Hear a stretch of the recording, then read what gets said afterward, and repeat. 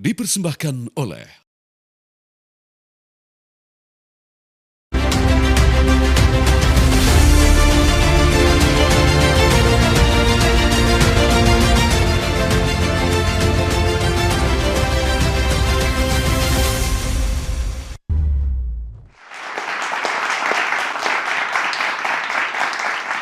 Selamat malam, Anda menyaksikan Catatan Demokrasi. Berbicara mengenai kualitas demokrasi, kita butuh keterlibatan berbagai elemen bangsa agar demokrasi kita tinggi. Tetapi pertanyaannya, ada sebuah data dari Economist Intelligence Unit bahwa dalam 1 dekade terakhir ternyata indeks demokrasi Indonesia merosot. 6,44 dari skala tertinggi 10. Ada 2 indikator yang mencolok, yakni kebebasan sipil dan juga ranah politik kita yang dipersoalkan. Malam hari ini kami mengangkat judul di Catatan Demokrasi, ketika demokrasi Indonesia, apakah perlu, urgensinya apa ketika narasi yang keluar kembali ke Undang-Undang Dasar 1945 sebagai fundamental bangsa ini. Narasumber yang kami hadirkan malam hari ini wajah-wajah yang relatif baru di program Catatan Demokrasi, mereka yang punya kompetensi, mereka yang bahkan bukan hanya sebagai akademis, mereka yang turun langsung ketika tahun 98, mereka yang menggaungkan sampai waktu itu fasenya reformasi. Saya Andromeda Mercury mengucapkan terima kasih juga kepada BHS yang terus mendukung program Catatan Demokrasi. Kita juga kehadiran teman-teman dari Hubungan Internasional National University. Terima kasih banyak teman-teman dari UNAS ya guys ya. Kami berharap teman-teman UNAS ini harus bersuara malam hari ini. Karena suara-suara kalian sebagai bonus demografi bangsa ini, Gen Z, tanyakan apapun. Kita tahu, ingat betul, akhir Agustus 2025 kita dipertontonkan ketika peserta aksi. Ada yang mereka menyuarakan aspirasi secara murni, tapi ada juga yang menjadi penyelundup, mereka yang jadi penumpang gelap, membuat berbagai insiden yang sangat disayangkan. Kita berharap kejadian serupa tidak lagi terulang di Indonesia. Kami langsung perkenalkan satu persatu narasumber malam hari ini. Ada Prof. Hendrawan Supratikno, anggota Komisi Kajian Ketatanegaraan MPR RI. Boleh Prof, saya mau dengar suara Prof, sudah lama nggak Catatan Demokrasi. Salam kebangsaan. Salam kebangsaan, terima kasih Prof. Hendrawan.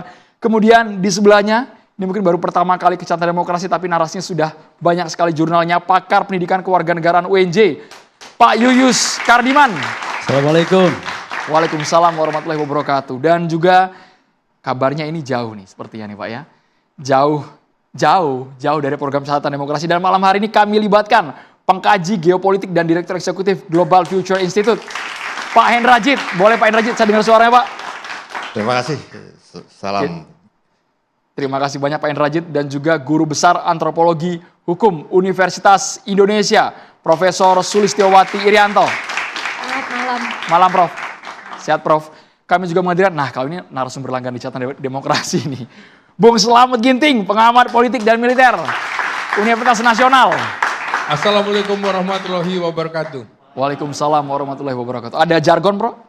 Jargon? Bung Ginting, ada jargon andalan mungkin? Merdeka gitu? Oh, ada. Terima kasih banyak Bung Slamet Ginting. Kami juga malam hari kehadiran narasumber karena kami inginnya kampus yang hadir bukan hanya terpusat di Jawa saja.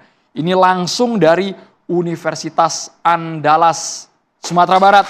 Pakar Hukum Tata Negara, Bang Charles Simabura. Malam, Bang Charles. Selamat malam. Assalamualaikum warahmatullahi wabarakatuh. Waalaikumsalam warahmatullahi wabarakatuh. Saya langsung saja ingin standing point dari para narasumber kita malam hari ini yang jelas tidak perlu diragukan lagi secara keilmuan. Saya ke Prof. Sulistiowati melihat apakah perlu kita kembali lagi ke basic, kembali ke Undang-Undang Dasar 1945, melihat perkembangan zaman yang ada, era yang berubah sangat dinamis saat ini, Prof. Terima kasih, saya boleh minta izin untuk menjawabnya secara demikian. Jadi kita kan ini Catatan Demokrasi ya. Bicara soal demokrasi itu saya kira harus diletakkan pada frame lebih besar negara hukum. Pasal 1 Undang-Undang Dasar 45, Founding Fathers dan Mothers kita dalam waktu yang sangat singkat bisa membuat konstitusi yang sangat visioner, yang masih relevan sampai kapanpun ya. Tentu saja ada perubahan-perubahan amandemen ketika memang ada persoalan-persoalan dalam masyarakat. Nah, negara hukum itu adalah konsep yang didebat-debatkan 100 tahun lebih oleh para filsuf Plato, Aristotle, Thomas Aquinas, sampai hari ini ada Brian Tamanaha, Adrian Bettner, dan mungkin kita-kita semua di sini, itu pilarnya ada 3. Demokrasi, yang kedua adalah hak asasi manusia, yang ketiga adalah independensi pengadilan.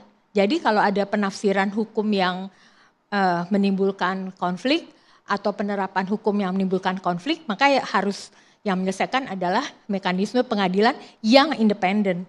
Jadi itu sudah dinyatakan oleh para pendiri bangsa kita pada waktu membuat konstitusi.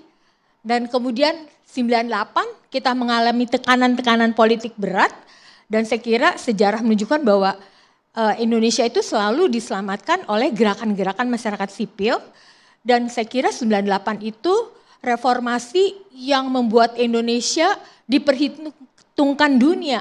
Demokrasi seperti mengalami bulan madu gitu ya, naik gitu. Yang sudah diperjuangkan melalui reformasi 98, banyak hal termasuk one man one vote yang sekarang sedang dibicarakan. Termasuk Prof yang juga jadi pelaku waktu itu Prof ya, yang turun langsung. Ya, saya waktu itu di UI ada gerakan-gerakan dosen, tidak banyak karena lebih banyak yang takut gitu ya.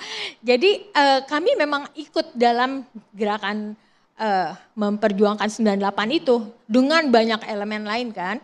Nah, jadi kalau mau dikembalikan lagi seperti sebelumnya, saya kira itu kita mengingkari apa yang dikehendaki oleh gerakan masyarakat sipil pada masa itu.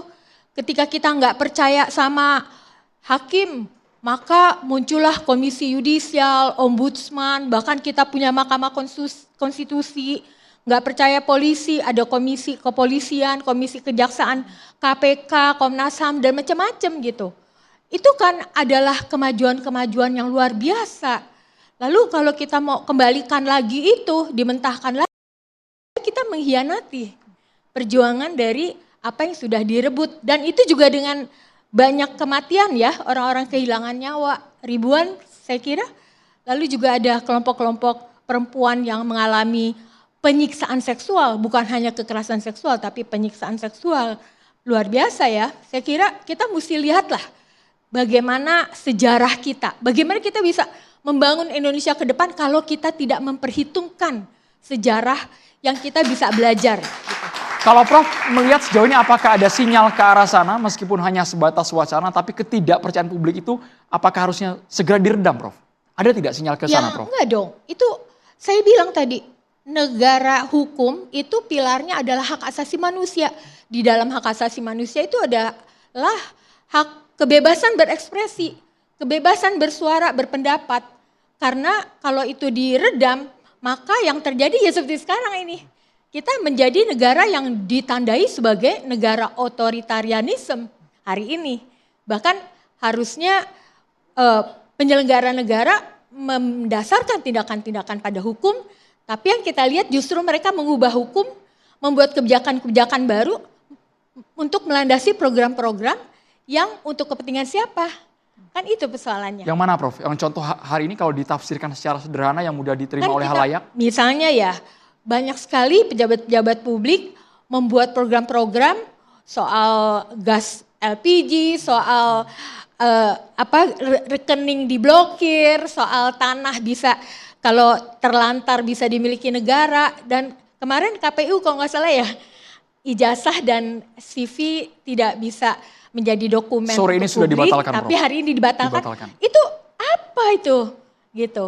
Kan harusnya membuat kebijakan-kebijakan harus didasarkan pada assessment, pada penelitian-penelitian yang dapat dipertanggungjawabkan dan mengakomodasi kebutuhan-kebutuhan rakyat, aspirasi rakyat. Kalau bikin program kayak gitu dan kemudian direspon negatif oleh rakyat, baru kemudian dianulir lagi, itu sih bukan demokrasi. Itu sebabnya indeks demokrasi kita turun gitu. Oke, baik. Menarik ini, bisa saya ke wajah baru kita dari Universitas Andalas. Apakah Anda melihat frekuensi yang sama? Bang Charles Simabura. Ya, kalau kita bicara tentang amandemen, pertanyaan itu kan demokrasi kita bermasalah, lalu solusinya amandemen kembali lagi ke Undang-Undang Dasar 1945. Pertanyaan besar saya, apakah Undang-Undang Dasar 1945 itu demokratis? Dua periode kepemimpinan, Orde Lama dan Orde Baru, di bawah payung Undang-Undang Dasar 1945, melahirkan dua pemerintahan yang otoritarian. Suka tidak suka, Soekarno akhirnya ketika dia mengangkat dirinya seumur hidup berdasarkan Undang-Undang 1945 melalui tap MPRS, lalu Soeharto berkali-kali dipilih oleh MPR di bawah payung Undang-Undang Dasar 1945. Artinya apa? Itu cukup menjadi pelajaran sejarah bagi kita. Kalau kita tarik lagi ibarat putaran jam, kita putar ke belakang patah. Akan patah. Kenapa? Karena kita demokrasi itu harus belajar maju ke depan. Jadi solusi untuk kembali ke Undang-Undang 45 itu sudah dilakukan oleh Soekarno tahun 1959. Dan akhirnya apa? Dia tumbang. Lalu lahirlah pemerintahan Orde Baru dan juga memakai payung Undang-Undang 1945 yang lama itu. Dan akhirnya tumbang juga. Dan itu semua kalau kita mau lihat, desain konstitusional kita itu enggak demokratis waktu itu. Dan itu yang menjadi agenda tahun 98. Kita perbaiki sekarang. Kalau tadi Bung Andromeda di awal mengatakan, problem turunnya indeks demokrasi kita itu kan karena kebebasan sipil. Bukan isu elit yang kemudian kita mau diskusikan hari ini. Bagaimana memperkuat MPR, bagaimana hubungan presiden dengan DPR. Bukan itu. Bagaimana kebutuhan dasar masyarakat kita hari ini. Dan konteksnya hari ini kalau ada yang bicara tentang amandemen, jauh dari tuntutan 17+8 yang kemudian hari ini kemudian didorong oleh masyarakat. Jadi hati-hati dengan isu amandemen. Ya. Kenapa? Karena akan merubah fondamen dasar dari negara kita yang notabene kesalahannya bukan di situ. Kesalahannya praktek legislasi yang ugal-ugalan, ya kan? Praktek pembungkaman sipil yang ugal-ugalan, proyek strategis nasional yang banyak bermasalah, proyek infrastruktur kita dan tadi yang disampaikan kebijakan-kebijakan publik yang kemudian melawan arus demokrasi itu sendiri. Makanya kemudian kalau mau kembali ke Undang-Undang 45, saya tegas mengatakan kita menjadi negara yang tidak demokratis karena sejarah sudah membuktikan dan itu dan kemudian ini yang kemudian harus kita tolak bersama. Lalu kalaupun mau kembali, spirit apa yang mau dikembalikan? Spirit memperkuat MPR atau spirit memperkuat presiden atau spirit memperkuat demokrasi ekonomi. Jadi harus dipilah satu-satu. Sekarang yang dianggap salah dari praktek Undang-Undang Dasar 1945 pasca amandemen ini yang mana? Jangan dipukul rata. Ya jangan dipukul rata. Kenapa? Karena risikonya besar sekali. Sudah banyak kemudian saya pikir capaian-capaian kita lakukan. Jangan lupa kalau kita kembali ke Undang-Undang 45 yang lama, Mahkamah Konstitusi bisa bubar, Dewan Perwakilan Daerah bisa bubar, dan yang terjadi adalah diskusinya itu di level elit. Kita kembali lagi ke sistem MPR dan yang lain-lain.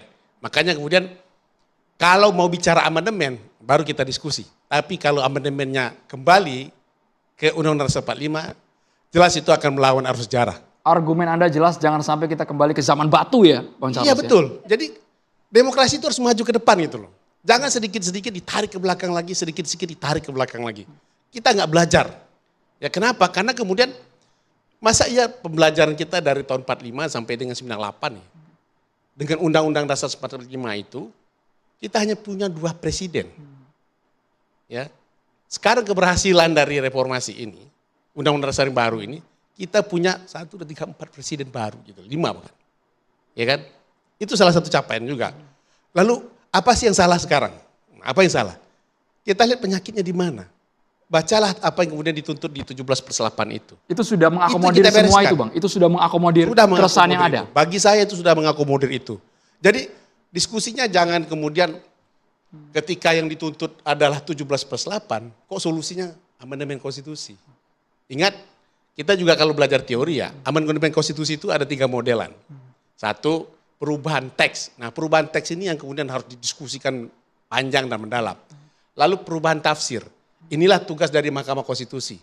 Sudah dilakukan. Yang kemudian perubahan melalui praktik, melalui konvensi. Jadi kalau kita bicara tentang perubahan itu, perubahan apa yang kita lakukan? Kalau perubahan teks, mengembalikan teks yang lama itu, berbahaya bagi kita. Dan itu anti demokrasi. Ini kan kita bukan bermaksud menggeneralisasi, tapi paling tidak saat ini ada persoalan apa yang sulit sekali permasalahan yang mengakar ini dicabut. Dicarikan solusinya, Bang Charles. Ya kalau saya mengikuti betul ya, sejak Komisi Konstitusi, Prof. Sulis ya, begitu selesai amandemen tahun 2002, ada Komisi Konstitusi. bahkan DPD pernah juga menyusun naskah amandemen, beberapa pihak juga pernah menyusun amandemen, naskah amandemen ya. Bahkan kemarin waktu menjelang pemilu 2024 juga ada gagasan yang ditolak oleh Pak Hermawan, misalnya amandemen konstitusi untuk memperpanjang jabatan presiden. Itu diskusinya ya di 3 isu saja. Satu, memperkuat MPR, bicara tentang bagaimana mendudukkan haluan negara bla bla bla itu. Lalu yang kedua, relasi MPR dengan lembaga-lembaga negara lain. Lalu yang ketiga, bagaimana kemudian proses demokrasi prosedural kita, mau perwakilan atau langsung. Nah ini yang kemudian saya pikir didiskusikan terus, yang coba-coba ya oleh MPR, tarik-tarik wacananya. Kemarin termasuk juga ada yang mengusulkan lagi, mungkin nggak misalnya wakil presiden yang dipilih oleh MPR, diskusinya itu mungkin nggak kasih kewenangan lagi haluan negara disusun oleh MPR, mungkin nggak misalnya meletakkan lagi pertanggungjawaban lembaga negara ke MPR, tidak menyentuh persoalan hak asasi manusia. Yang hari ini kita hadapi, hak atas pendidikan, anggaran pendidikan mahal, orang putus sekolah tetap tinggi. Bagaimana kemudian juga hak atas pekerjaan, hak atas lingkungan yang sehat. Ya, orang sudah bicara global warming, ya, orang sudah bicara tentang perubahan iklim. Kita masih balik ke Undang-Undang Dasar 45 yang tidak kompatibel dengan zaman. Ya, makanya kemudian saya pikir berhentilah para elit untuk mewacanakan ini. Yuk kita tengok satu-satu 17+8 itu. Itu lebih real kebutuhan masyarakat. Saya ulangi, lebih real kebutuhan masyarakat. Kenapa? Toh presiden juga mulai merespon. Dan hati-hati kalau kemudian desain amandemen itu enggak kita waspadai ya, saya khawatir ini malah kemudian akan kemana-mana. Ya. Begitu keran amandemen dibuka, itu akan kemana-mana. Kami yakin betul bisa jadi bumerang dan masyarakat terpantik betul itu Bang Charles. Betul, Saya pasti. boleh ke Prof. Hendrawan terlebih dahulu. Prof. Hendrawan yang mengikuti sekali dinamika yang terjadi di internal MPR. Bagaimana Prof melihat wacana yang dulu pernah muncul Prof, tiba-tiba hilang. Sekarang bergaung lagi. Terima kasih Andro. Jadi pertama saya apresiasi topik ini ya. Ini topik berat ya. Jadi Kita coba sederhanakan Prof ya. kami di MPR ini sudah 15 tahun melakukan evaluasi, ya, refleksi, kontemplasi, asesmen terhadap apa sebenarnya yang menjadi persoalan terbesar yang kita hadapi sebagai negara bangsa. Nah, Andro, saya ingin mulai dulu dengan demokrasi. Esensi demokrasi ini kan kedaulatan rakyat. Nah, kedaulatan rakyat ini mau kita apakan? Dalam Undang-Undang Dasar sebelum perubahan, saya menggunakan istilah perubahan, bukan amandemen. Karena teman-teman di MPR lebih suka dengan istilah perubahan. Jadi kedaulatan rakyat itu dilakukan ya sepenuhnya oleh Majelis Permusyawaratan Rakyat. Jadi kita memperlakukan kedaulatan rakyat dengan menunjuk satu institusi ya yang menjalankan melakukan seluruhnya ya. Ini namanya supremasi institusi. Kemudian ketika kita melakukan perubahan, paradigma supremasi institusi itu digeser menjadi supremasi konstitusi. Karena apa di situ katakan kedaulatan rakyat ya itu dijalankan menurut Undang-Undang Dasar. Jadi ini pilihan Andro. Pilihan kita mau supremasi institusi yang punya keunggulan dan kelemahan, ada supremasi konstitusi yang mempunyai keunggulan dan kelemahan. Itu sebabnya kalau saya petakan ada 3 pandangan. Pandangan yang pertama Kwik Kian Gi, tadi yang dikutip. Pandangan mari kita kembali ke Undang-Undang Dasar 1945. Karena mereka yang membuat Undang-Undang Dasar ini merasakan pahitnya penjajahan, penderitaan sebagai bangsa budak dan seterusnya. Ya, ini pandangan pertama. Pandangan yang kedua, ini saya lihat Prof. Sulis dengan Bang Charles. Bang Charles, ini sudah susah payah loh kita buat perubahan ini dengan hasil-hasil yang cukup konkret. Ya, mari kita jalankan. Kalau ada kekurangan kita sempurnakan. Tapi jangan ujuk-ujuk bicara perubahan. Itu pandangan yang kedua. Pandangan yang ketiga ini lebih progresif. Ini Undang-Undang Dasar yang kita amandemen atau kita ubah dari 99 sampai 2002 ini masih meninggalkan begitu banyak persoalan. Kita teruskan perubahan. Ya, jangan mundur. Nah, ini pandangan ini terakhir disuarakan oleh Profesor Jimli Asidiki. Nah, mana pandangan yang menurut kita lebih relevan untuk memecahkan persoalan Indonesia hari ini? Mari kita pikirkan. Forum ini adalah salah satu forum untuk memikirkan itu. Versi Prof. Hendrawan yang paling kira-kira relevan dengan persoalan bangsa saat ini, poinnya berapa, Prof? Perubahan lagi. Yang ketiga, Progresif ya, Prof? progresif. Oke. Karena apa? Karena saya melihat banyak anomali yang dihasilkan setelah kita mempraktikkan ya undang-undang dasar hasil perubahan itu. Kasih contoh konkret, Prof, anomali yang terjadi yang sulit sekali untuk kita carikan jalan keluarnya, Prof. Bayangkan undang-undang yang dibicarakan secara serius oleh anggota DPR ya jumlahnya 580 dengan pemerintah ya bisa digugurkan oleh pandangan 9 orang yang dipilih juga ya oleh DPR fit proper testnya ya. Kemudian DPD kita harus jujur ya, ini selama ini seperti sebuah lembaga yang menjadi subordinasi. Ya, ini Charles sering mengatakan begitu, subordinasi dari DPR, seperti asistennya DPR gitulah. Ya, MPR, bayangkan lembaga yang luar biasa, ya disebut sebagai lembaga negara dengan kewenangan tertinggi, untuk membuat TAP saja masih diperdebatkan sampai Mahkamah Konstitusi memutuskan MPR tidak boleh lagi mengeluarkan ketetapan yang bersifat mengatur, regling. Hanya boleh membuat ketetapan yang sifatnya beseking, penetapan. Jadi bayangkan, kami hanya menyaksikan pelantikan presiden. Presiden tidak dilantik dengan TAP. Jadi kami hanya menyaksikan pelantikan loh, karena presiden dilantik dengan berita acara pelantikan. Bayangkan, sebuah lembaga negara ya yang terdiri dari anggota DPR dan DPD tidak memiliki fungsi yang jelas. Prof merasa wewenangnya dilucuti? Ya jelas, jadi MPR ini lembaga yang sangat luar biasa karena amandemen ini dengan sukarela membuat MPR dilucuti ya kewenangan-kewenangannya. Tapi untuk demi negeri, why not begitu ya Pak Charles? Jadi resahin semua Pak. Apakah sistem kita ketatanegaraan monokameral, bikameral, trikameral, atau bukan-bukan? Sampai hari ini menjadi perdebatan. Jadi banyak hal yang ya pekerjaan rumah yang harus kita siapkan untuk membangun arsitektur konstitusional agar kita siap menjadi negara maju. Ya, saya komen dikit. Kalau kita buka lagi dokumen-dokumen yang ada, sebenarnya kalau bicara tentang gagasan amandemen, ya memang sudah didorong juga dari beberapa waktu yang lalu. 2013 saya ingat itu, DPD menyiapkan itu. Bahkan waktu itu ada kajiannya. Tapi jangan lupa, penguatan DPD, walaupun tidak melalui mekanisme amandemen, MK sudah putus loh, Prof. Hendrawan. Putusan 92/2012. Yes. Tapi DPR mengabaikan itu. DPR mengabaikan itu. Dan itu jadi batu uji terus, bagaimana peran DPD itu dikuatkan di situ. Ya, membuat sedikit lebih setara, kecuali hak untuk menyetujui. Jadi saya ingin katakan, balik ke konsep tadi, bahwa perubahan konstitusi itu tidak mesti berubah teks. Ya. Berubah tafsir itu teorinya di mana-mana Prof. Hendrawan setuju itu. Mengubah teks itu, merubah tafsir itu bisa dilakukan oleh Mahkamah Konstitusi. Nah tadi saya mau sedikit challenge ya. Kenapa kemudian keberadaan MK dipertanyakan dengan mengadu secara kuantitatif 9 hakim konstitusi plus 580 Plus pemerintah. itu kan logika sesat saya katakan ya. Kenapa?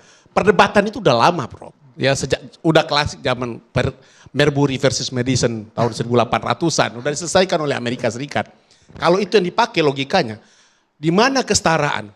Presiden yang satu orang punya hak yang setara dengan DPR yang 580. Kalau itu logikanya, kita kan tidak bicara superioritas dalam konteks negara hukum dan demokrasi, tapi bicara check and balances. Tadi Prof mencoba untuk menghiperbolik ya, kedudukan MPR. Ingat dosa MPR di masa lalu. Ya. Jadi saya mengangkat Soeharto selama 32 tahun. Mengangkat Soekarno, Bung Besar yang sangat saya hormati, menjadi presiden seumur hidup. Kenapa? Jadi saya ingin karena ada rekayasa elit yang kemudian Hendro. dilakukan di struktur Jadi saya MPR. saya hanya memaparkan peta. Ya. Jadi peta pemikiran dengan argumentasi dari masing-masing pilihan. ada apa ya semacam nostalgia yang saya pikir harus didudukkan dulu secara ketatanegaraan. Bahasa hiperbolis dari Prof. Hendrawan bagian mana tadi? Setara. Ya, supremasi institusi yang kita agungkan tadi di masa lalu telah melahirkan 2 pemerintahan yang kemudian menjadi catatan sejarah kita terkategori pemerintahan yang tidak demokratis. Ya, Soeharto dan Soekarno di ujung kekuasaannya. Dan ini yang mau kita ulangi. Makanya saya pikir meletakkan posisi MPR untuk kembali lagi seperti masa lalu itu melawan arus sejarah, Prof. Melawan Itu arus sejarah. satu Ya. pilihan. Saya kan tidak mengatakan saya memilih yang ini. Makanya Ini pilihan, narasinya jangan ada terlalu pilihan hiperbolik juga pertama, terhadap MPR. pilihan dua, dan Karena pilihan ketiga. Salah satu penyebab kita amandemen itu adalah bukan melucuti kewenangan MPR. Kita belajar dari sejarah ini MPR sudah Yes. menyalahgunakan wewenang di masa lalu. Ya, Jadi- menyalahgunakan wewenang di masa lalu. Tapi jangan menuduh saya seolah-olah, wah ini Pak Edrawan punya penyakit ingin menghidupkan masa lalu ini. Tidak, saya hanya Bagian itu. memaparkan, Dan ini loh, saya ingin catat, ada sedikit, Bro. tiga, Saya tambahin dikit. yes, DPD waktu itu saya ingat betul dokumennya, justru ingin memperkuat, ya kalau mau amandemen struktur ketatanegaraan, bagaimana kemudian lembaga-lembaga negara yang non konstitusional itu, yang di luar konstitusi itu dimasukkan ke dalam konstitusi. Ombudsman, komisi yudisial diperkuat untuk mengawasi hakim. Lalu KPK, itu gagasannya, ada dokumennya waktu itu. Tapi kan nggak muncul. MPR sibuk dengan nostalgia untuk kembali memperkuat. Terakhir kan mau bikin laporan pertanggungjawaban lembaga-lembaga negara, ingin nggak, Prof? Iya. Dengan seremonial setiap tahun itu. Gagal juga. Terakhir mau bikin PPHN. Gagal juga karena memang sudah tidak kompatibel lagi dengan desain ketatanegaraan kita. Dan posisi ketetapan MPR yang menyatakan dia tidak lagi base checking, sebenarnya kan itu dari ketetapan MPR juga 1/2003. Yang kemudian sudah menyadari itu begitu. Jadi saya pikir kalau bicara amandemen hanya untuk seputaran memperkuat MPR, ya kita lupa dengan sejarah. Ingatlah dosa MPR di masa lalu. Ya, bagaimana dengan sekarang? Bagi saya, Prof, kalau mau memfungsionalisasi MPR, ya kan Bapak Ibu yang terhormat di MPR itu kan berstatus juga sebagai anggota DPR, jangan lupa loh. Ya, Prof. Endarwan saya tanya sekarang kinerja sebagai anggota DPR. ya jadi mungkin Ya, Andro pertanggungjawabannya Bang kita Charles, tidak nanti kita kasih kesempatan pemilu Prof. kita itu Hendrawan pemilu ya. anggota DPR, Oke. bukan pemilu anggota MPR. ya, jadi Anggota MPR itu anggota yang dilekatkan secara ex officio saja oleh konstitusi. Prof. Hendrawan boleh ya, dijawab. jadi ini kok jadi debatnya seperti romantisasi MPR. Saya hanya ingin memetakan ini loh, ada 3 arus pemikiran yang berkembang. Nah, saya lihat Bung Charles, maaf kalau saya salah, kelihatannya lebih cenderung pada pilihan yang kedua. Amandemen ini kita jalankan dulu, ya. Kita masih punya waktu, ya, karena sudah banyak hasil-hasil yang positif, ya. Terus yang satu tadi Pak Kwek. Terus saya yang ketiga, Progresif. ya saya progresif. Karena apa? Saya merasakan selama 15 tahun di DPR, ya banyak kekurangan, banyak lubang-lubang yang harus dibenahi. MK betul, ya sudah memperkuat posisi DPD, tapi in practice, Charles, saya ingin memberitakan bahwa tidak jalan dengan baik. Itu sebabnya teman-teman DPD getol sekali. Ya, kalau ada perubahan kapan? Kami siap katanya. Tanda tangan anytime. Begitu. Jadi saya hanya memetakan supaya kita tahu kalau setiap pilihan memiliki keunggulan, kelemahan, risiko, konsekuensi. Oke. Untung ruginya konsekuensinya apa kalau ini kembali ke Undang-Undang Dasar 45 ataupun kalau tidak sama sekali. Sesaat lagi Catatan Demokrasi akan segera kembali pemirsa. Tetaplah bersama kami.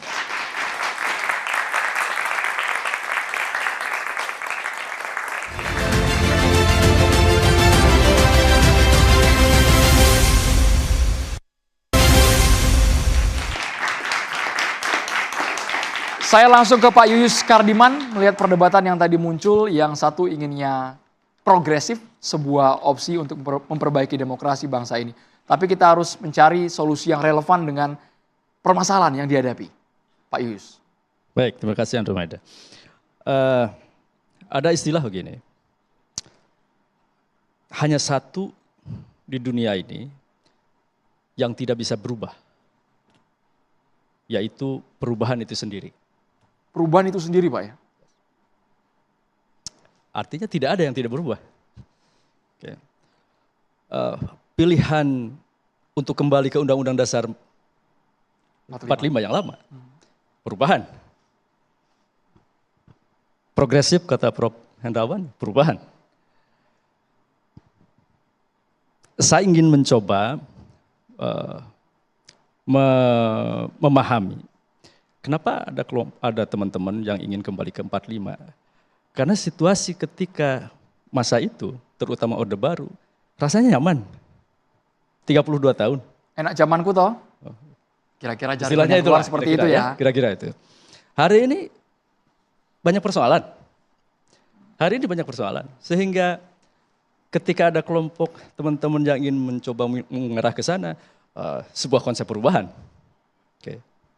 Tapi persoalannya apakah untuk masuk wilayah itu banyak plusnya atau negatifnya? Itu persoalan besar dan itu harus dikaji, harus matang.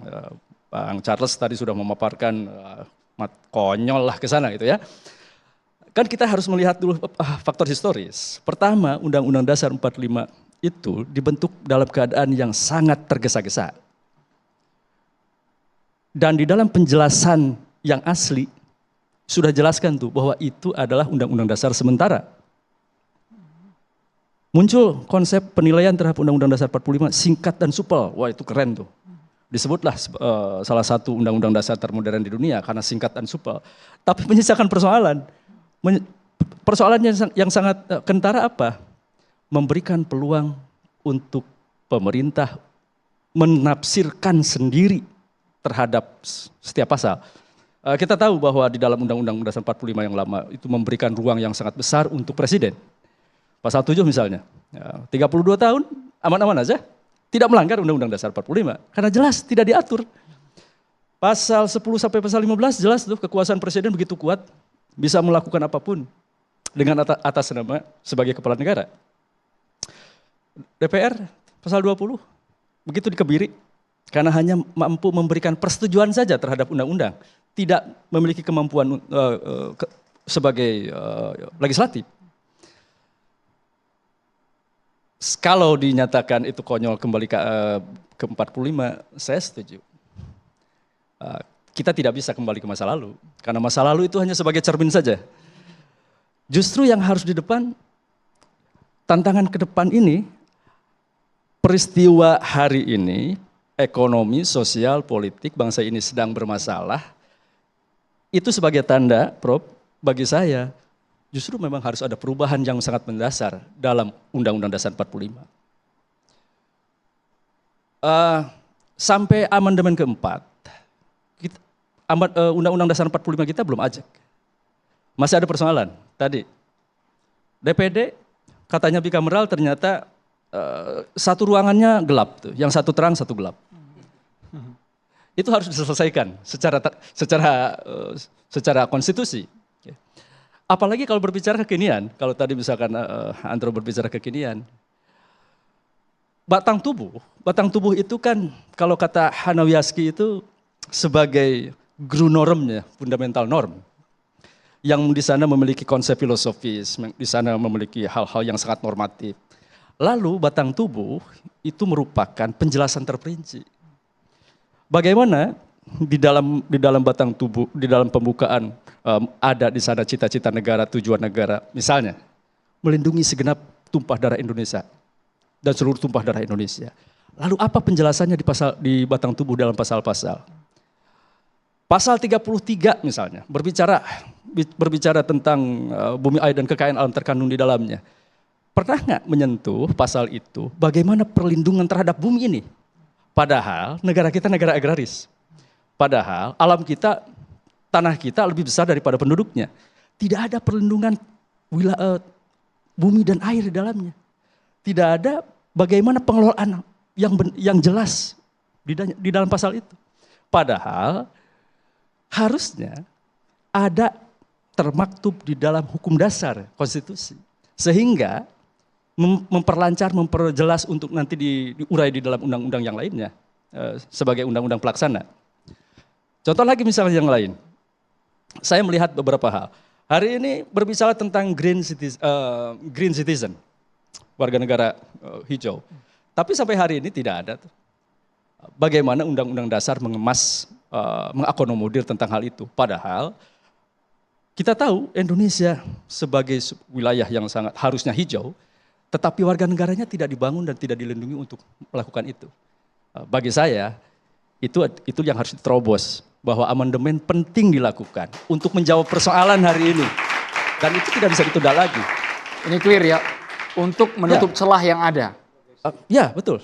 Karena masih banyak bolong bagi saya. Itu baru satu persoalan ya? Baru satu persoalan. Jadi saya pikir amandemen perlu dilakukan bukan untuk amandemen ke-45 kembali, tetapi justru untuk menyelesaikan persoalan-persoalan hari ini. Kita berbicara tentang global dan lain sebagainya, itu yang harus dipersoalkan. Jadi rasanya cukup undang-undang turunan saja yang dibuat oleh negara saat ini. Boleh saya ke Bung Slamet Ginting, pandangannya dulu Bung?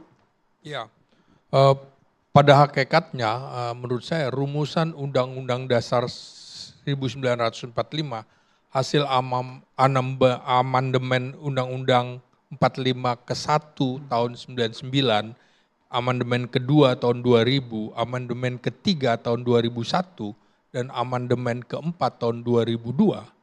Menurut saya sesungguhnya ini Undang-Undang Dasar 1945 aspal, asli tapi palsu.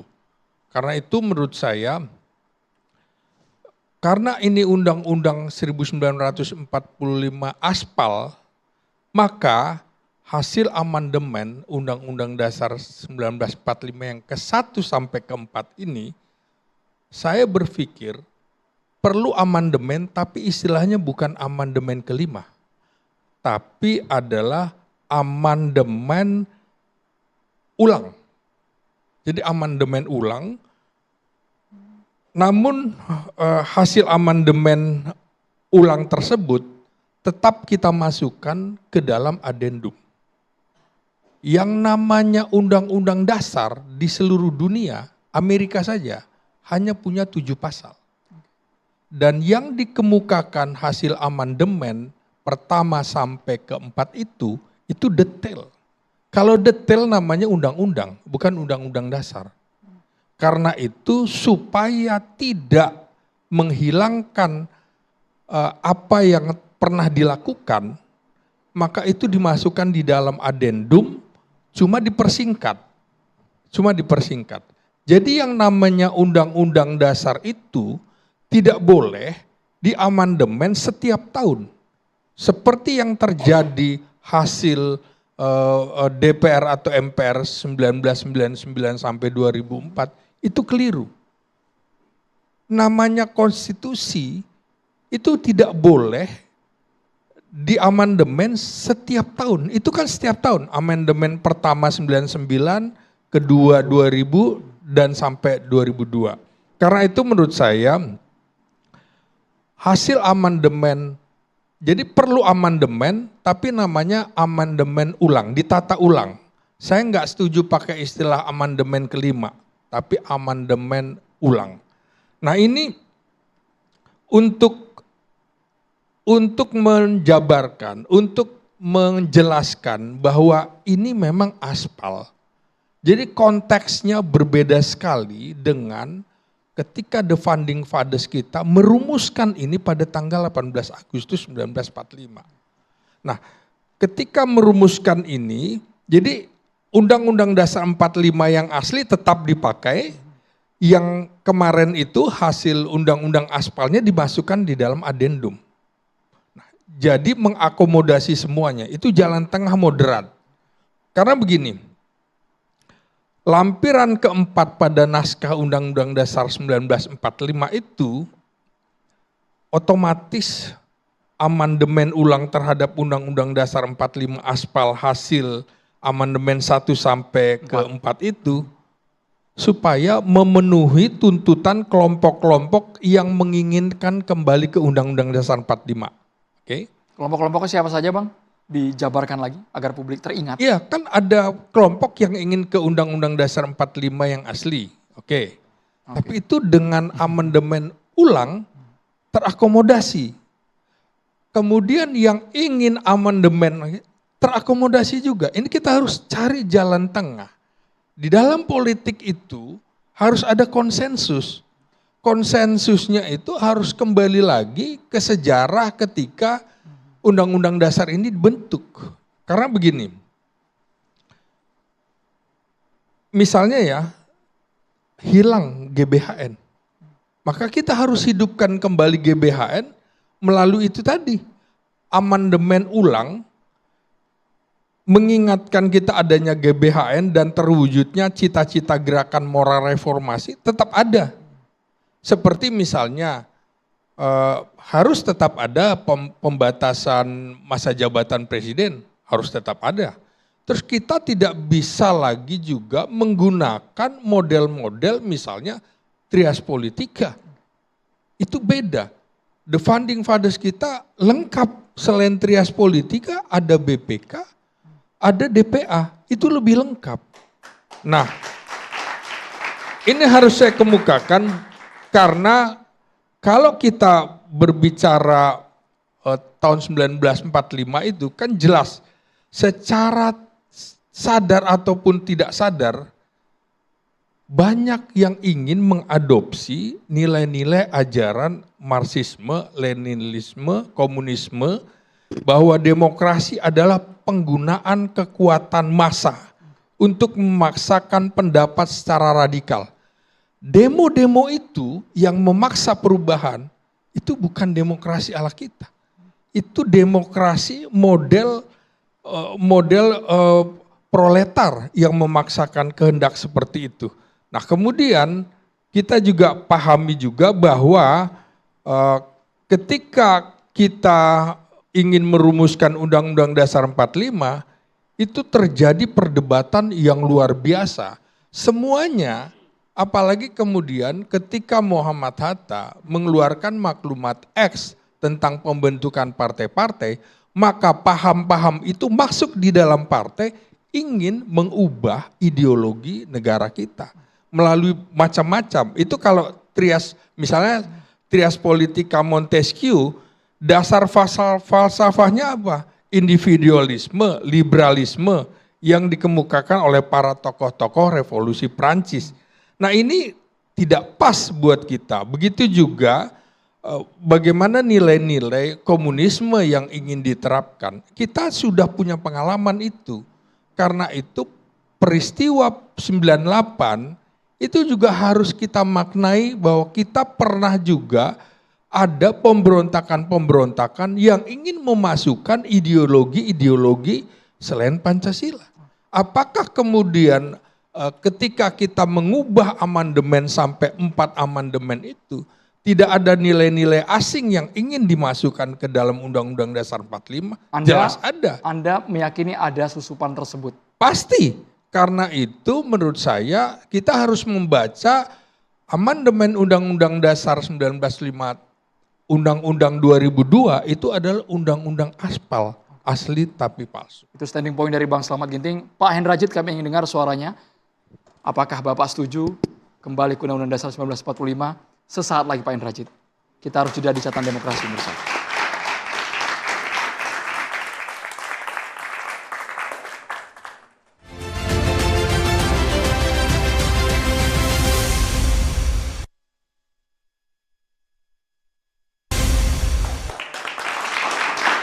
Sebagai negara demokrasi, Pak Hendrajit, sepertinya pertanyaan akan muncul dari suara mahasiswa, boleh ya Pak Hendrajit? Silakan teman-teman mahasiswa dari UNAS. Sudah menyala Mas? Tes. Ya, sebelumnya Assalamualaikum warahmatullahi wabarakatuh. Waalaikumsalam warahmatullahi wabarakatuh. Selamat malam semuanya. Perkenalkan sebelumnya nama saya Rama Kevian dari Universitas Nasional jurusan Hubungan Internasional. Mungkin sekalian untuk Bapak Hendrajit selaku mungkin senior kita juga nih Bang, kita junior-juniornya Bapak juga. Mungkin saya ingin bertanya aja lebih ke mungkin saya kalau misalkan saya minta pesan dari Bapak nih untuk kita mahasiswa terutama junior-juniornya Bapak juga di Universitas Nasional nih, coba dong kasih satu pesan untuk kita nih mahasiswa sebagai pemilik ataupun bisa disebut juga penerus bangsa masa depan bangsa ini. Apa sih satu hal terpenting yang harus kita mahasiswa pahami, yang paling penting untuk kita pahami sebelum mendukung ataupun menolak dari ide atau gagasan tentang kembalinya kita ini ke UUD 1945. Terima kasih Pak. Terima kasih banyak Mas. Pak Hendrajit sudah menyala Pak. Baik, terima kasih. Sebelum nanti menjawab juga pertanyaan strategis dari Bang Andro ini adalah pertanyaan Anda cukup cerdas dan jeli. Jadi tipsnya sederhana. seringkali masa depan yang tersembunyi itu bisa kita ketemukan di masa lalu. Jadi karena itu jangan hanya belajar sejarah atau menghayati sejarah, tapi menemukan sesuatu dari sejarah. Gitu. Nah ini yang saya kira relevan dengan pertanyaan Bung Andromeda tadi, dengan pertanyaan strategis, haruskah kembali ke UUD 1945? Berarti ini harus direspon dengan pertanyaan strategis yang sama. Apa kesalahan strategis Orde Reformasi? Menurut saya, tadi sudah digambarkan oleh beberapa kawan sebelumnya, tapi menurut saya itu penyebab-penyebab di sektor hilir. Penyebab utama kesalahan strategis reformasi yang membawa akibat cukup krusial sampai hari ini adalah pelemahan sistem kenegaraan. Nah, apa 3 poin itu? Pertama, sistem politik yang koruptif di semua tingkatan. Koruptif. Jadi bukan gratifikasi saja atau suap menyuap, tapi sistem politiknya sendiri sudah mengkondisikan korupsi itu pabrik gitu. Di mana mindset pejabat publik di eksekutif, legislatif, bahkan pelaksana yudikatif bahwa melegokan wewenang yang melekat pada dirinya sebagai abdi rakyat itu kepada kepentingan di luar itu oke-oke aja. Nah, itu yang berbahaya. Itu artinya hal yang strategis. Kedua, konsekuensi dari poin pertama itu adalah produk hukum dan perundang-undangan dari pusat sampai daerah, dari tingkat hulu sampai hilir, kalau tidak pro korporasi asing, dia pro konglomerasi lokal. Nah, 3, ini yang aspek sosial budaya yang gak kalah penting. Local wisdom, kearifan lokal, itu bukan menjadi panduan atau penuntun menghadapi arus globalisasi yang dibalik itu adalah penjajahan dan imperialisme gaya baru, tidak menjadi dasar menjadi dasar untuk mengkontra. Seperti Cina misalnya, dia mampu mengkontra globalisasi, di balik itu siap. Amerika punya Silicon Valley, Cina punya Alibaba, Jack Ma misalnya. Itu satu contoh di mana pertarungan di level iptek. Nah, berarti ada hal yang krusial di sini adalah begitu reformasi seiring lengsernya Pak Harto itu, kita memang melakukan perubahan, tapi tanpa skema, tanpa rencana induk, tanpa rencana strategis. Padahal rencana induk atau skema itu harus dijabarkan menjadi strategi nasional. Strategi nasional menjadi rancang bangun sistem. Nah, yang dilakukan oleh elemen reformasi, kenapa saya bilang melakukan kesalahan strategis?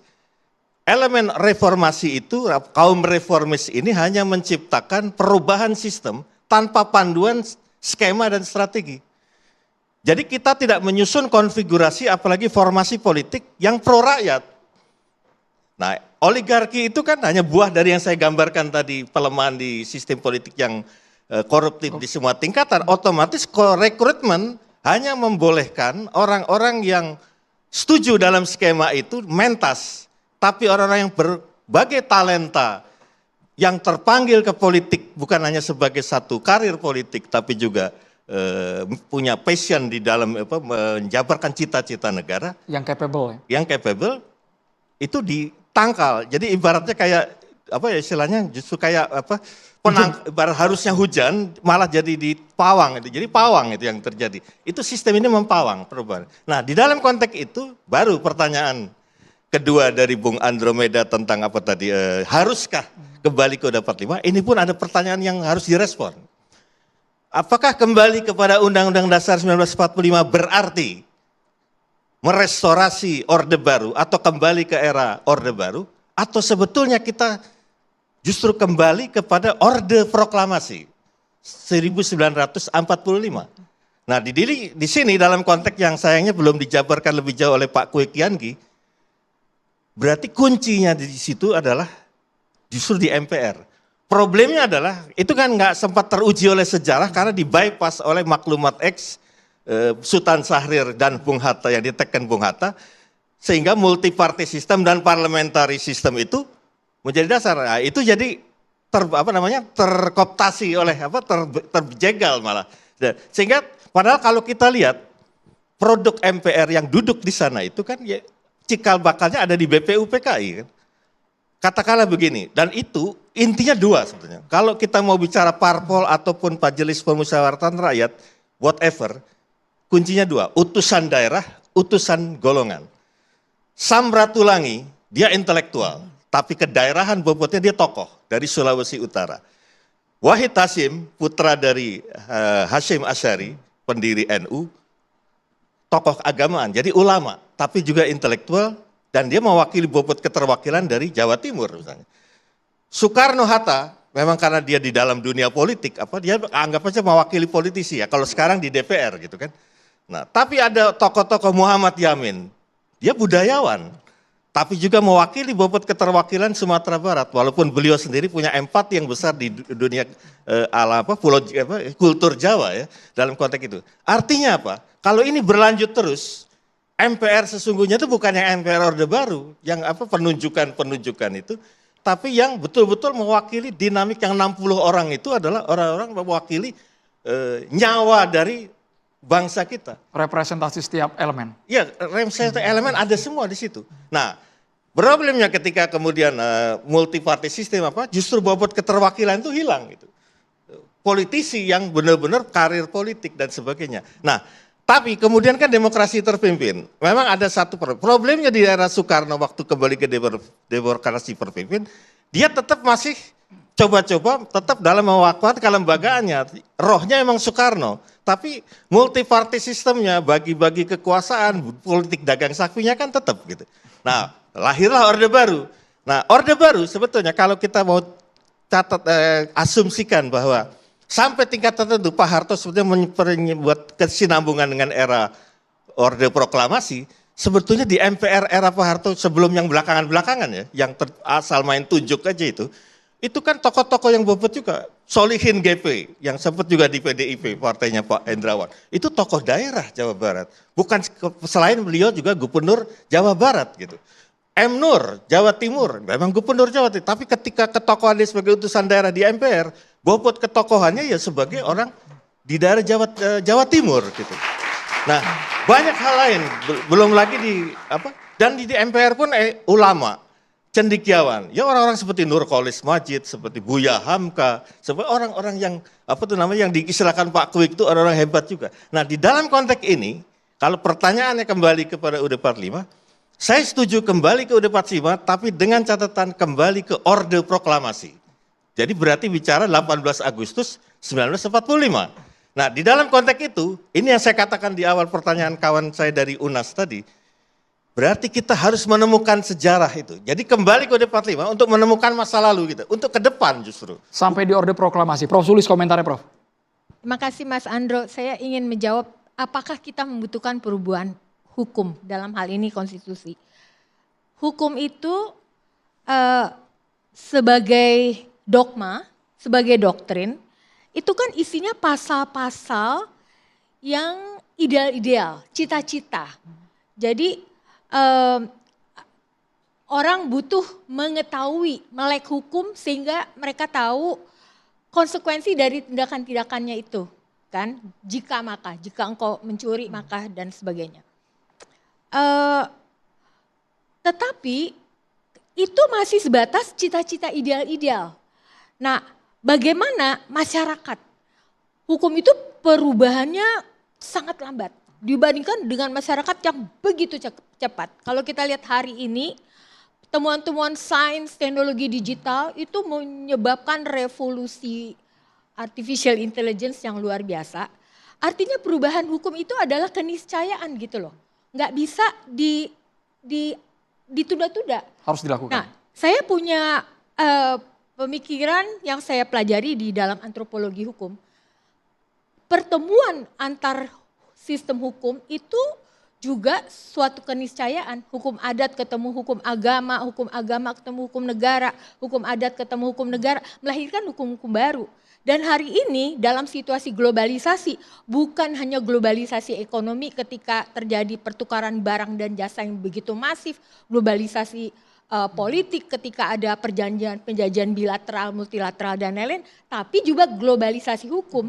Artinya terjadi pertemuan antara hukum internasional, yang hukum internasional terutama dalam bidang-bidang hak asasi manusia dalam bidang-bidang demokrasi yang itu jangan dibayangkan adalah hukumnya orang barat. Sama sekali bukan, justru delegasi dari negara-negara berkembang, Amerika Latin, Asia, Afrika yang sangat kenceng, lalu mereka mengupayakan menjadi konvensi dan kemudian setelah jadi konvensi diedarkan lagi ke negara-negara, diratifikasi menjadi hukum nasional. Oleh karena itu hari ini masyarakat global itu terhubung satu sama lain karena sama-sama menghormati prinsip-prinsip hak asasi manusia, demokrasi, negara hukum dan sebagainya. Jadi kalau tadi dikatakan demo-demo hari ini mencontek negara anu dan anu itu enggak ada, bukan begitu gitu. Karena memang kita sebagai warga global itu sama-sama memiliki prinsip-prinsip dan norma-norma yang harus kita hormatin. Hari ini juga lingkungan karena kita hidup dalam satu planet dan kita sangat terancam dengan krisis iklim dan sebagainya gitu. Jadi situasinya semacam itu. Iya, yang saya tadi mau tambahkan juga adalah bahwa apa yang salah dengan amandemen 4 kali ini kan, 4 kali amandemen yang akhirnya ke 2002 gitu ya. Kita tahu bahwa pembukaan Undang-Undang 45 alinea 1 dan 4 terutama yang menurut pandangan saya itu kan menjadi visi nasional. Nah, alinea keempat lebih ke misi lah ya, mencerdaskan kehidupan bangsa, menyejahterakan, memajukan kesejahteraan umum, ikut serta dalam perdamaian, menciptakan perdamaian dunia dan sebagainya. Tapi kemudian ketika menjadi strategi di mana? Ya di pasal-pasal yang di UUD 45 asli itu. Nah, oke. Reformasi menghendaki kemudian amandemen, fine, oke. Tapi apa masalahnya di situ? Dia membangun amandemen itu justru memutus jembatan antara pembukaan Undang-Undang 45 ke dalam pasal-pasal itu. Jadi pasal-pasal dan itu yang di amandemen itu justru bukannya menjembatani visi itu menjadi strategi nasional, tapi justru jembatan itu mau diputus. Bukan melengkapi tapi sisipan baru. Ya, sisipan baru itu kemudian menjadi formula beracun yang mematikan demokrasi. Jadi yang demokrasi dimunculkan kemudian adalah demokrasi berbasis konsensus pragmatisme. Nah, itu yang kemudian untung rugi, transaksional dan sebagainya. Nah, itu yang dibangun. Nah, kenapa bisa 4 amandemen itu muncul? Latar belakangnya apa? Nah, geopolitik internasional jadi penting ini Bung Andro. Dalam pengertian, pada waktu Pak Harto rontok itu, kapitalisme korporasi itu membayang-bayangi bukan hanya ke negara berkembang, di negara induknya pun bermain di belakang layar. Nah, proses yang orang nggak jeli adalah, sejak Reagan dan Thatcher itu berkuasa, dia menciptakan tekanan yang kemudian mengkondisikan korporasi itu boleh cawe-cawe di proses politik. Nah ini. Nah waktu itu terjadi, reformasi Soeharto rontok, itu jaya-jayanya mereka. Kalau yang zaman Thatcher Reagan kan baru benihnya dia bangun. Tapi proses politik itu melembaga sudah. Nah pada waktu itu sistem politik yang didikte oleh Barat karena dia memainkan sandera dalam investasi dan pinjaman luar negeri itu karena seiring Pak Harto rontok kan krismon ya kita. Nah kita mau nggak mau harus setuju di dalam konteks itu menjalankan sistem politik yang seperti sekarang ini. Itu yang menjadi dasar Jadi itu adalah membuat justru pintu dam yang tadinya banjir bandang bisa dibendung di era Soekarno dan Soeharto malah jebol gitu. Nah ini yang saya kira berkembang itu terjadi seperti itu. Nah di dalam konteks itu yang tadi digambarkan jadi ekses-eksesnya. Kita nggak masuk ke nyentuh menjamah problem hulunya gitu. Nah ini yang saya kira implikasinya sampai sekarang masih berasa. Bang Charles. Ya kalau kita lihat secara geopolitik ya, jangan salah juga, kita jangan terlalu naif juga bilang bahwa geopolitik itu secara konteks global ya, pengaruh-pengaruh global itu tidak positif juga buat negara kita. Ingat ya, merdekanya Indonesia karena terjadi perubahan geopolitik. Di mana ada Perang Dunia Kedua yang kemudian dimenangkan oleh Sekutu. Itu momentum yang kemudian diambil juga oleh para founding fathers dan mother kita. Lalu juga apa yang terjadi Soekarno, oke, tadi disampaikan ada pengaruh geopolitik. Tapi jangan lupa kan dalam konteks substansi konstitusinya, kita lihat universalismenya. Apa itu? Salah satu yang mesti kita diskusikan itu bagaimana jaminan hak asasi manusia. Jadi saya agak kenapa kemudian isu amandemen itu bicaranya selalu bicara struktur ketatanegaraan, Hanya di kalangan elit semata. elit semata. Kok nggak kita bicara hak pendidikan 20% anggaran pendidikan itu perintah konstitusi. Ayo kita diskusikan. Dilaksanakan nggak sekarang? Ya kan? Hak atas pekerjaan yang layak dilaksanakan nggak sekarang? Lalu pasal 33 saya ikuti ya apa yang disampaikan pemikiran Quick itu Prof. Beliau kan concern di isu ekonomi. Pasal 33 itu siapa yang mensimpangi? Bukankah para pengambil keputusan di level undang-undang? Ya melalui Undang-Undang Cipta Kerja, saya sebut aja misalnya. Bagaimana Mahkamah Konstitusi membatalkan itu, tapi didupin lagi oleh Pak Jokowi. Ini ekses yang kita terima. Jadi nanti dulu bilang kalau kemudian nilai-nilai universal itu selalu berdampak negatif. Bukankah perspektif kita tentang hak asasi manusia itu tidak ada batasnya begitu loh. Dan apa yang kemudian kita rasakan hari ini misalnya. Apa yang terjadi di dalam negeri pun diambil orang juga. Dan ingat, Soekarno mencoba menjadi leading di situ. Mengumpulkan negara-negara Asia, negara-negara Afrika untuk membangun solidaritas bersama. Bergaining dengan kelompok-kelompok yang tadi. Dan saya pikir nggak juga negatif gitu loh. Jadi perspektif kita selalu negatif tentang apa yang terjadi di politik internasional itu saya pikir juga harus dilihat juga konteksnya. Nah, dia kan bertemu gitu. Ada kondisi di dalam yang kemudian tidak demokratis pada waktu itu. Lalu kemudian ada isu di internasional yang kemudian juga didorong sedemikian rupa. Jangan lupa ketika krisis 97 itu kan tidak hanya menimpa kita. Dan pergeseran politik itu juga tidak terjadi di negara kita saja. Hampir negara Asia Tenggara juga mengalami seperti itu. Dan itulah bukti bahwa memang nilai demokrasi itu universal. Makanya kemudian jangan juga kita kemudian mengkotak-kotakkan ini demokrasi ala Indonesia dan segala macam. Jadi kita seolah-olah kemudian menutup mata bahwa kita saling belajar gitu loh. Mereka belajar ke kita, kita pun belajar ke mereka. Apa yang kita pelajari? Kesalahan di mereka jangan sampai kita ulangi. Kesalahan kita jangan diulangi lagi. Itu yang mesti kita... Nilai demokrasi universal harusnya kita juga berkaca pada... Bagian ini, sebentar, Oke. saya sedikit lagi. Hati-hati dengan isu amandemen konstitusi di kondisi normal. Apa yang dilakukan Turki, apa yang dilakukan Rusia, apa yang dilakukan China, itu bicara persoalan memperpanjang kekuasaan presiden. Dan itu sempat juga dimunculkan di 2024 kemarin. Jadi kalau bicara tentang perubahan itu sesuatu yang harus atau sebuah keharusan, saya sepakat. Tapi topiknya dulu. Topiknya apa? Kalau bicara topiknya memperkuat hak asasi manusia, memperkuat pembatasan kekuasaan, ya, memperkuat prinsip check and balances, ayo saya setuju. Tapi Itu yang kalau harusnya kita dukung. kembali ke belakang, jelas desain konstitusi yang lama itu enggak memberikan itu gitu. Nilai positif apa hari ini? Saya ingin katakan, sekejam-kejamnya presiden kita hari ini misalnya. Ini contoh ya. Tidak demokratis dia, paling lama kita bertahannya 10 tahun kok.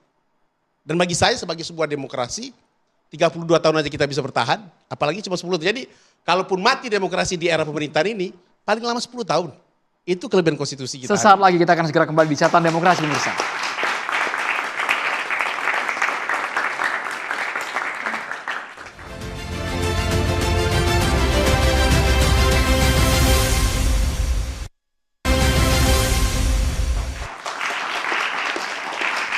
Prof. Sulis, sepertinya ada mahasiswa lagi yang ingin bertanya sebelum kita ke Pak Yuyus, Prof. Hendrawan dan juga Pak Indrajit kembali. Boleh? Ada mahasiswi, silakan. Selamat pagi Bapak dan Ibu semuanya. Malam Mbak ini Mbak. Selamat malam, mohon maaf Pak Bapak Ibu. Selamat malam, perkenalkan saya Agisti Dwi Pratiwi, mahasiswi dari Universitas Nasional, ingin bertanya mungkin untuk Prof. Sulistyo.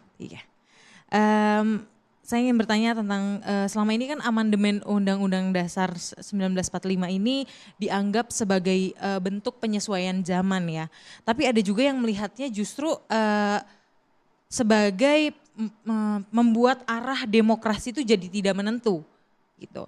Nah, menurut Bapak dan Ibu, terutama Prof, apakah resiko terbesar bagi rakyat jika kita benar-benar kembali ke Undang-Undang Dasar 1945. Terima kasih Kak. Prof. Sulis silakan. Ya, terima kasih. Maksudnya Undang-Undang Dasar asli, yang asli. Ya, gini tuh ya. Tadi saya bilang bahwa perubahan hukum adalah keniscayaan karena masyarakat itu berkembang luar biasa. Ada peristiwa-peristiwa sejarah politik yang mesti disikapi seperti 98. Jadi memang keniscayaan. Cuman gini, saya mau memberi catatan sangat besar karena kita melihat bahwa tadi disebutkan bahwa Indonesia ini kok sekarang yang terjadi malah otokratik legalisme. Hukum diubah, kebijakan-kebijakan dibuat, program-program dibuat bukan untuk kepentingan rakyat, tetapi untuk mendefinisikan kepentingan kekuasaan ya. Caranya itu adalah kan dengan kalau kita membaca aliran critical legal studies, jadi kalau buka Handbook of Legal Theories ada macam-macam paradigma, itu caranya adalah dengan melakukan represi. Represi itu bisa juga dengan kekerasan budaya, kekerasan struktural yang apa yang kita pikirkan tentang baik, buruk, adil, tidak adil itu digerus, diganti dengan abnormalitas baru. Demi rakyat itu kan sering banget ya. Itu sebetulnya adalah kesadaran palsu yang terus-menerus disosialisasi supaya rakyat tidak menyadari bahwa yang terjadi adalah abnormalitas. Jadi hukum itu hati-hati apabila digunakan perubahan-perubahannya itu justru untuk mendefinisikan kepentingan kekuasaan. Karena kita harus secara kritikal mempertanyakan hukum dengan pertama adalah bagaimana kasih subjek hukum rakyat itu diposisikan, dianggap sebagai siapa rakyat itu oleh berbagai macam pasal-pasal itu. Kemudian kedua, apakah realitas pengalaman kebutuhan rakyat itu dihitung atau tidak. Artinya hukum itu menguntungkan atau merugikan masyarakat dan masyarakat yang mana dengan cara bagaimana. Itu kita harus kritikal mempertanyakan itu. Jangan-jangan hukum itu hanya dibuat untuk mendefinisikan kepentingan-kepentingan kekuasaan sekelompok orang elit yang jumlahnya kecil, punya kekuasaan luar biasa besar dengan cara merepresi mayoritas orang yang tidak punya kuasa, rakyat biasa seperti kita ini gitu. Tapi kan era sekarang sepertinya lagi bersih-bersih nih Prof. Pemerintahan Prabowo kemarin sudah bisa mencapai nilai yang cukup fantastis, menyelamatkan 300 triliun. Ya, nah kekerasan budaya itu ya adalah penggunaan simbol-simbol, ilmu pengetahuan, bahasa, macam-macam, bendera, pidato dan lain-lain itu untuk melegalisasi kepentingan-kepentingan kekuasaan. Jadi kita juga mesti lihat emang betul apakah yang dibuat itu sungguh-sungguh mendasar melakukan perubahan-perubahan seperti yang diinginkan rakyat. Saya sih nggak terlalu percaya ya dengan itu ya. Karena sampai hari ini 17+8 tuntutannya. Itu yang di sebelah mana yang direspon? Sebagian sudah diakomodir, transparansi anggaran, tunjangan dipotong, ya, gaji DPR 65,5 juta sekian. Tapi kan partai politik koalisi di DPR masih belum berubah ya, belum goyah ya. Sehingga semua yang diinginkan kekuasaan itu disahkan saja, di-endorse saja oleh parlemen yang begitu luar biasa kekuasaannya. Tadi tuh 17+8 sebentar lagi akan disusul dengan 45 tuntutan dari gerakan perempuan, berbagai macam organisasi perempuan di seluruh tanah air. Jangan lupa gerakan sebentar perempuan. Prof, 17+8 belum rampung, mau ada 45 nih Prof. Ya, karena kenapa gerakan perempuan tidak ada dalam sejarah, tidak tercatat dalam sejarah secara memadai bahwa gerakan perempuan selalu hadir di setiap babak-babak sejarah Indonesia. 1915 begitu banyak organisasi perempuan, ada suara Mahardika kirim mosi kepada pemerintah Belanda minta persamaan di muka hukum. Oleh karena itu konstitusi kita pasal 27 bunyinya persamaan di muka hukum itu pasti bukan sesuatu yang gratis. 1930 Persatuan Perikatan Istri Indonesia yang sekarang jadi KOANI kirim mosi lagi kepada pemerintah Belanda untuk minta hak politik perempuan boleh ikut dalam pemilihan Dewan Kota Batavia. Sehingga 1955 pemilu kita perempuan sudah boleh ikut dalam pemilu. Itu bukan sesuatu yang gratis juga, pernah diperjuangkan. Kemudian di sekitar kemerdekaan dan seterusnya itu sangat detail, sangat banyak data dan tulisan-tulisan tentang sejarah gerakan perempuan. 65 dimatikan, nggak boleh ada organisasi perempuan, hanya boleh ada organisasi istri pegawai negeri untuk mendukung Golkar dan istri tentara gitu kan. Nah itu persis seperti zaman Jepang, padahal kita udah merdeka lama tahun Orde Baru. oleh karena itu gerakan perempuan selalu ada di dalam setiap gerakan apapun, di jalanan, di parlemen, dimanapun Baik. di Indonesia. Terima kasih. Saya ke Pak Yunis, kita jangan hanya bicara pada tataran elit, tapi kita urusan perut juga harus dipersoalkan, harus dibahas secara mendalam. Begini, Pak Andro, Amerika itu 27 kali amandemen. India lebih dari 100 kali amandemen. Bahkan sampai hari ini itu disebut konstitusi India itu terpanjang di dunia. Sama dengan Brazil, lebih dari 100 kali amandemen. Jerman itu 60 kali. Prancis itu lebih dari 20 kali. Tiongkok 5 kali. Kita 4 kali, baru 4 kali. Jadi sepanjang ada persoalan lingkungan di Indonesia dan itu semakin besar dan itu tidak diselesaikan, maka penting mendudukkan persoalan lingkungan hidup di hukum dasar kita, di konstitusi kita. Ketika persoalan ekonomi tidak kunjung baik, maka penting diperjelas dalam hukum, dalam konstitusi kita. Ketika persoalan pendidikan belum selesai-selesai, 20% dalam amandemen yang sudah diamandemen, tapi tidak jelas ternyata dalam implementasinya, maka penting dijelaskan kembali di dalam konstitusi. Kenapa? Karena yang namanya stat fundamental reh itu mendudukkan perkara penting di dalam kenegaraan kebangsaan kita supaya nanti bisa diimplementasikan dalam undang-undang yang di bawahnya. Nah, sehingga sepanjang tidak ada respon yang baik dari pusat sampai daerah, ini kan baru pemerintah pusat tuh yang sebagian sudah direspon, tapi di daerah gejolaknya akan terus berkembang.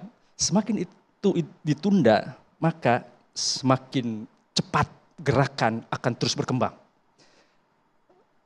Betul, saya setuju bahwa politik global itu akan sangat berpengaruh, negatif dan positif.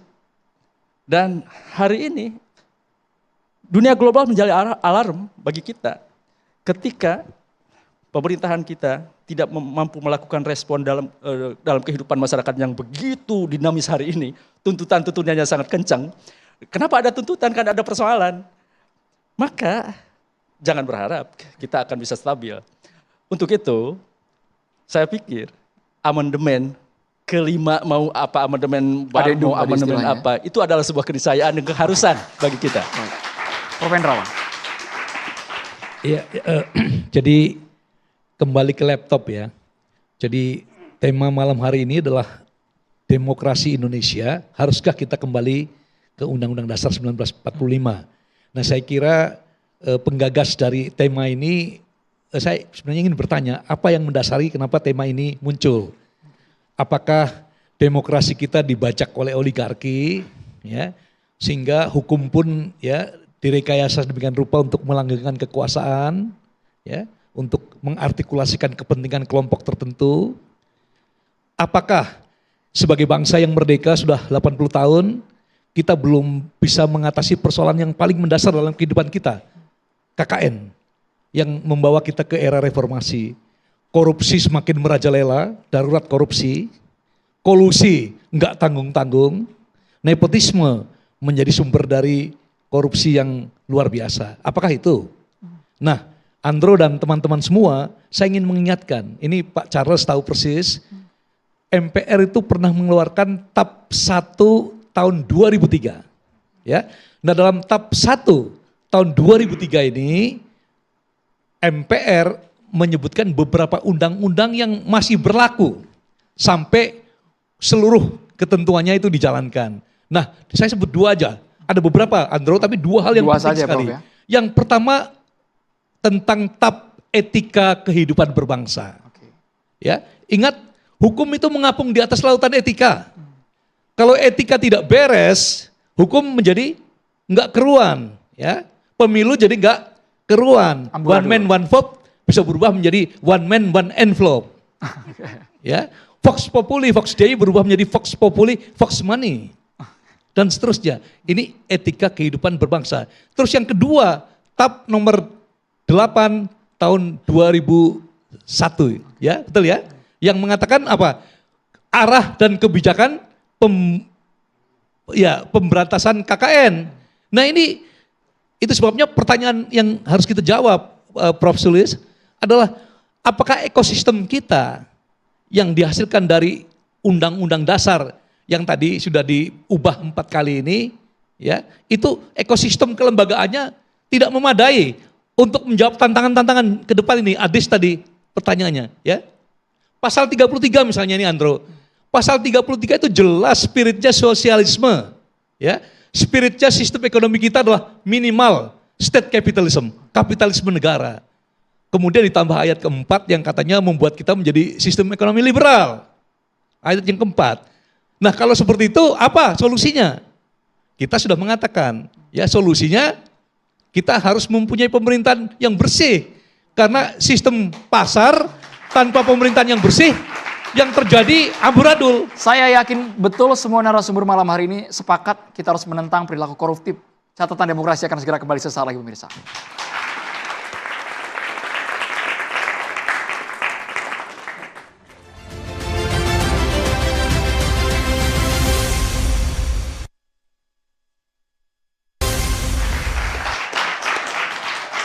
Kita sudah sampai di penghujung Catatan Demokrasi. Saya ucapkan terima kasih kepada BAS yang mendukung program kami. Satu kata boleh Bapak-Bapak mengenai wajah demokrasi saat ini dari Bang Charles dulu. Kalau mau amandemen harus maju ke depan dan jangan mundur ke belakang. Jadi satu kalimat ya Bang. Pak Slamet. UUD Aspal 2002 itu keluar dari roh jiwa Pancasila, terutama pembukaan Undang-Undang Dasar 45. Kemudian mengubah MPR menjadi lembaga tinggi negara, otomatis kita menghilangkan sila keempat dari Pancasila. Terima kasih Bang Ita. Prof. Sulis, ini dari satu kalimat, satu paragraf, satu halaman. Perubahan hukum konstitusi itu hendaklah tidak meninggalkan kelompok-kelompok rentan, kelompok miskin, kelompok masyarakat adat yang ruang hidupnya hancur karena pembangunan dan kebijakan-kebijakan ekstraktif. Makasih. Makasih Prof. Sulis. Pak Indrajit. Kenapa UUD 45 asli harus kembali? Karena demokrasi kita bukan dibajak oleh oligarki, tapi oligarki itulah anak kandung dari demokrasi versi reformasi itu. Baik. Nah maka dari itu kita harus kembali ke 1945 asli untuk reinventing Indonesia. Terima kasih Pak Indrajit. Menemukan kembali Indonesia. Pak Yuyus. Demokrasi kita hari ini sudah terjebak kepada demokrasi liberal. Dan demokrasi liberal yang hari ini kita menjalankan sudah membuat kegaduhan bagi bangsa kita sendiri. Oleh karena itu, mari kita bangun demokrasi ala Indonesia. Terima kasih Pak Yus, terima kasih. Prof. Hendrawan. Jangan pernah lelah mencintai Indonesia, jangan pernah menyerah untuk berjuang bagi demokrasi yang sehat. Terima kasih banyak kepada semua narasumber. Tanpa partisipasi rakyat, demokrasi hanyalah panggung tanpa penonton. Terima kasih teman-teman dari Universitas Nasional yang sudah bersuara malam hari ini. Saya Andromeda Merkuri, kita tutup Catatan Demokrasi. Sampai jumpa.